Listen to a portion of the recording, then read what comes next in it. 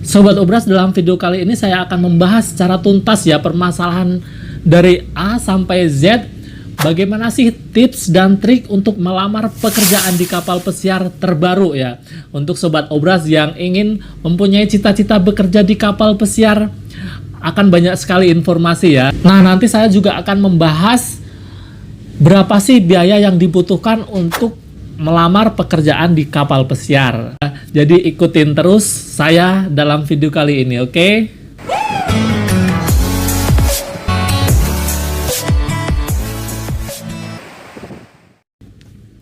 Halo Sobat Obras, Assalamualaikum warahmatullahi wabarakatuh. Selamat datang kembali di acara Obras, obrolan santai di tahun 2021. Gimana nih Sobat Obras kabarnya? Mudah-mudahan semua dalam keadaan sehat ya. Dan di tahun baru ini tentunya semangat baru ya. Dan kita harus tetap optimis bahwa tahun ini akan jauh lebih baik dari tahun kemarin. Sobat Obras, ada kabar terbaru apa nih di dunia kapal pesiar ya? Tentunya kita tahu ya, dunia kapal pesiar itu saat ini sedang tidak sehat ya, karena pandemi yang sudah hampir 1 tahun mereka tidak beroperasi ya. Tentunya akan sangat menarik ya untuk mengikuti update terbaru tentang dunia kapal pesiar ya, entah dari company kapan mereka selling kembali ataupun lowongan pekerjaan terbaru yang ada di kapal pesiar. Nah, untuk informasi nih Sobat Obras, bahwa company kapal pesiar saat ini mereka sedang mempersiapkan diri untuk kembali sailing ya di tahun 2021. Kapal pesiar yang ada di US mereka sedang mempersiapkan diri dengan yang namanya CDC Framework for Conditional Sailing ya. Jadi mereka harus melengkapi syarat yang diajukan oleh CDC untuk bisa beroperasi kembali. Nah Sobat Obras, kalau kita lihat websitenya CDC langsung ya, bahwa ternyata saat ini kebanyakan kapal pesiar itu mereka statusnya udah green ya. Green itu artinya mereka telah diperbolehkan untuk mempersiapkan diri dengan tes cruise. Tentunya ini merupakan sinyal yang sangat bagus ya buat kita kru kapal pesiar dan juga teman-teman yang ingin melamar pekerjaan di kapal pesiar, karena beberapa agen kapal pesiar di Indonesia mereka juga sudah membuka lowongan pekerjaan di bulan Januari ini. Oke Sobat Obras, sekarang kita ke topik utama pembahasan video kali ini ya. Nah, jadi ada 5 main step ya, atau 5 langkah penting dari awal atau dari nol sampai mendapatkan kerja di kapal pesiar. Nah, apa saja itu? Yang pertama adalah qualification ya, atau kita harus memenuhi persyaratannya. Yang kedua, send CV to agencies. Kemudian ada pre-screening atau interview dengan agen. Yang keempat adalah interview with user. Dan yang terakhir adalah complete all document and medical check up. Langsung saja kita bahas langkah yang pertama. Syarat-syarat utama untuk bekerja di kapal pesiar: usia minimal 21 tahun dan maksimal 35 tahun. Namun ada juga kapal pesiar yang memberlakukan usia minimal 18 tahun. Contohnya kapal Royal Caribbean untuk agen Equinox Bahari Utama ya. Posisi housekeeping dan cook bisa melamar di usia minimal 18 tahun. Pendidikan minimal SMA D1 lebih diperhitungkan ya. Pengalaman kerja minimal 1 tahun di hotel berbintang 4 dan 5. Tapi ada juga yang memberlakukan OJT atau on the job training minimal 6 bulan dan 3 bulan daily worker sudah bisa melamar ke agen CTA ya, khusus untuk kapal Carnival. Syarat yang terakhir adalah kemampuan bahasa, English conversation ya. Kalau bisa lebih dari 1 bahasa asing itu lebih bagus tentunya. Nah, ada juga nih syarat tambahan nih Sobat Obras, karena biasanya ada beberapa teman kita nih yang bertanya nih, misalnya syarat tinggi badan. Syarat tinggi badan itu minimal untuk cewek adalah 155 dan cowoknya 160. Kemudian pakai kacamata boleh nggak? Pakai kacamata boleh. Terus ada juga yang bertanya buta warna bisa melamar nggak? Buta warna itu bisa ya, parsial ya, untuk parsial. Buta warna parsial itu masih bisa. Kemudian syarat misalnya punya tato bisa nggak bisa ya kalau punya tato ya, tapi khusus untuk satu cruise line namanya Virgin, mereka bisa melamar pekerjaan di sana. Nah, itu adalah syarat-syarat untuk melamar pekerjaan di kapal pesiar. Untuk teman-teman yang belum memenuhi syaratnya, fokus dulu ya untuk memenuhi syaratnya ya. Mungkin masih ada yang masih training atau masih menempuh pendidikan, tetap semangat ya. Bagi sobat obras yang belum begitu jelas, bisa mengajukan pertanyaan ya, ataupun DM saya via Instagram ya. Nah, sebelum melanjutkan video kali ini, buat sobat obras yang belum subscribe, silahkan subscribe channel ini terlebih dahulu biar channel ini terus berkembang ya. Lanjut ke langkah yang kedua. Langkah kedua mengirimkan CV sebanyak-banyaknya ya ke agen kapal pesiar yang ada di Indonesia. Kita bisa mengirimkannya by email ya. Jadi CV ini sangat penting, harus membuat CV itu yang semenarik mungkin ya, sebagus mungkin ya, karena ini adalah first impression untuk agen kapal pesiar ya, atau recruiting manager ya. Mereka akan memanggil kita untuk pre-screening itu dengan melihat CV kita. Berikut ini adalah agen-agen kapal pesiar di Indonesia yang terbaru ya, karena beberapa kapal mereka berganti agen. Saya sertakan juga alamat email dan Instagramnya. Biasanya mereka update status lowongan terbaru via Instagram. Yang pertama adalah PT CTI Group, memiliki 3 cabang di Jakarta, Bali, dan Yogyakarta.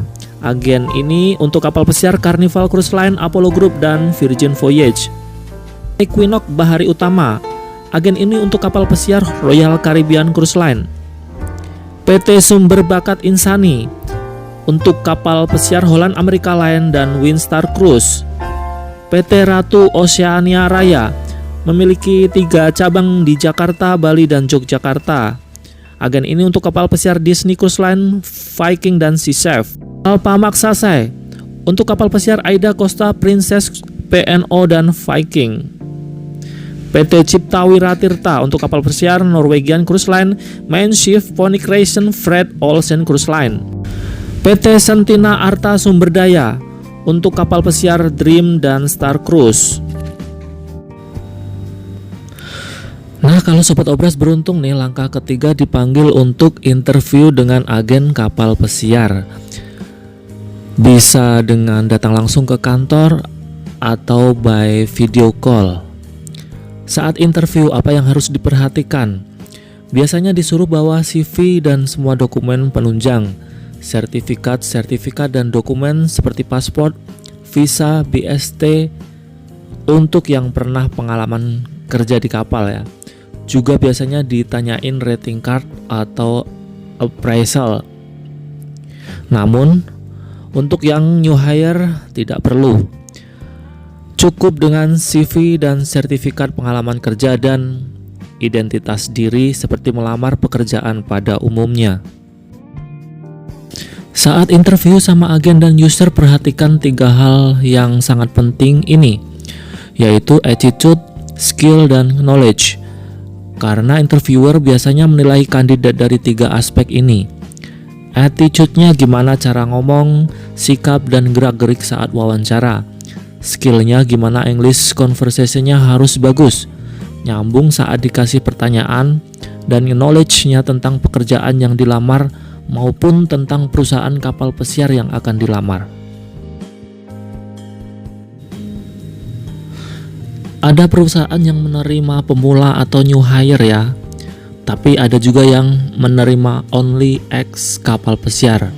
Nah, yang menerima pemula ini contohnya adalah kapal Holland America Line, Aida, Costa, dan Viking.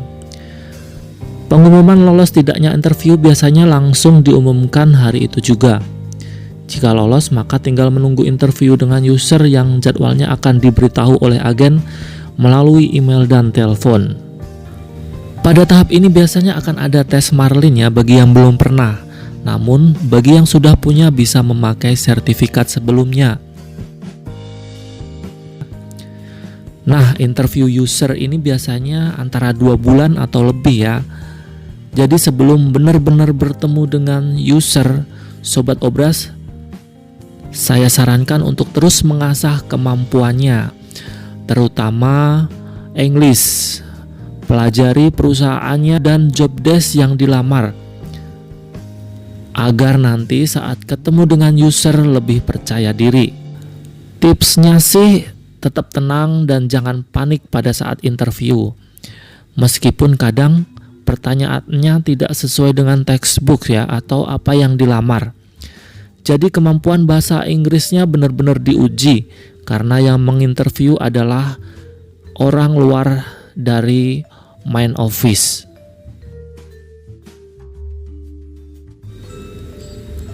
Langkah selanjutnya adalah melengkapi dokumen dan medical check up. Berikut adalah dokumen apa saja yang dibutuhkan dan berapa biayanya. Dokumen wajibnya adalah BST, paspor, Simon Book, dan visa. Lainnya biasanya tergantung kapal atau agen dan posisi departemennya. Misalnya kapal Aida, Princess, dan Costa wajib ada SAT dan CCM. Namun biaya-biaya tersebut bersifat fluktuatif dan bervariasi ya, tergantung daerah dan kebijakan masing-masing dari perusahaan dan agen kapal pesiar. Tiket pesawat misalnya, ada yang di-cover oleh company, namun ada juga yang kita harus bayar sendiri. Jadi Sobat Obras, tips mengatasi biayanya kalau misalnya ada masalah ya dengan biaya yang harus kita keluarkan, kita bisa mencoba untuk melamar di perusahaan yang menggratiskan biaya tiket pesawatnya. Langkah terakhir adalah medical check up. Ada yang gratis, ada juga yang berbayar. Dan tidak sembarangan ya, hanya rumah sakit yang ditunjuk oleh agen kapal pesiar saja.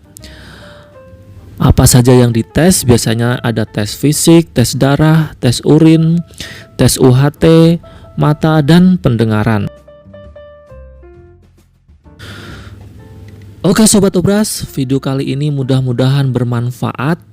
Tetap berusaha dan jangan lupa untuk berdoa ya. Sampai ketemu lagi di video saya selanjutnya. Wassalamualaikum warahmatullahi wabarakatuh.